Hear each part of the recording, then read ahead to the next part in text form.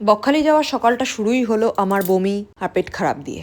বেরিয়েছিলাম ভোর 4টার যাচ্ছি সময়। হেনরি আইল্যান্ড, তার মধ্যে আমার হয়ে গেছে শরীর খারাপ, পেট খারাপ।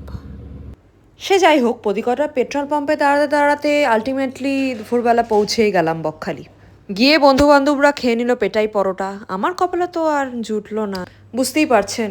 আর আমরা উঠে পড়েছিলাম ওয়েস্ট বেঙ্গল ফিশারিজের সুন্দরী কমপ্লেক্স নামে একটা হোটেলে, উইচ ওয়াজ অ্যাভারেজ, খাবার দাবারও অ্যাভারেজ, কিন্তু অল ইন অল খুবই সুন্দর। আশেপাশে সব মাছ চাষের ঝিল, সমুদ্রটাও বেশি দূর নয়, কিন্তু সমুদ্র দেখার কপাল থাকলে তো। বাই দ্য ওয়ে, এটা বলতে ভুলে গেছিলাম, আমরা ছিলাম হেনরি আইল্যান্ডে, আর সমুদ্র দেখার আশায় বিকালবেলা বকখালি বিচেও চলে এলাম। সে না হয় সমুদ্রটা আমরা মিস করে গেছি, কিন্তু ইট ওয়াজ ফান। এত হাওয়া দিচ্ছিল, সুন্দর মাছ ভাজার গন্ধ বেরোচ্ছিল চারিদিকে, আর আমরা খুব এনজয় করেছি টুকটাক সুভিনিয়ার কিনে। রাত্রিবেলা এই চলে গেলাম হোটেলে, বেশ পার্টি, গান বাজনা। আর রাত্রিবেলা খুবই ভালো ছিল অ্যাম্বিয়েন্টটা। দিনের বেলা মারাত্মক গরম ছিল না হয়। আর এই কুচেগুলোর ভিডিও না করে পারলাম না। যাই হোক, পরের দিন সকালবেলা আবার আমরা বেরিয়ে পড়লাম সমুদ্র দেখার আশায়। কিছু দূর হেঁটেই পৌঁছে গেলাম সমুদ্রর ধারে।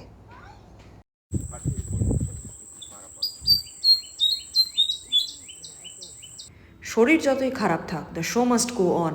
আর এই দিন সকালবেলা পৌঁছে যখন দেখলাম, আমরা দেখতে পেলাম সমুদ্রটা finally, and it was beautiful. And sunrise হচ্ছিল সেই টাইমটা, আমরা অনেক সকালবেলায় বেরিয়েছিলাম, by the way 5:30 I guess.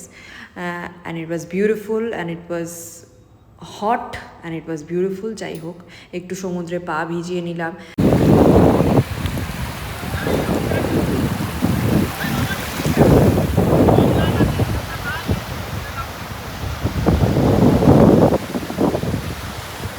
কেউ আর স্নান ফান করেনি, সবাই পা ভিজিয়ে মোটামুটি এনজয় করে সকালটা কাটিয়ে।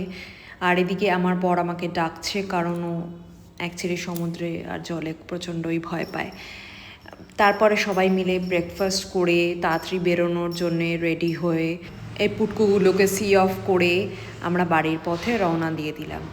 আর হ্যাঁ, ট্রিপটাও শেষ হলো আর আমার শরীরটাও ভালো হয়ে গেল। What's the point of the trip, you ask?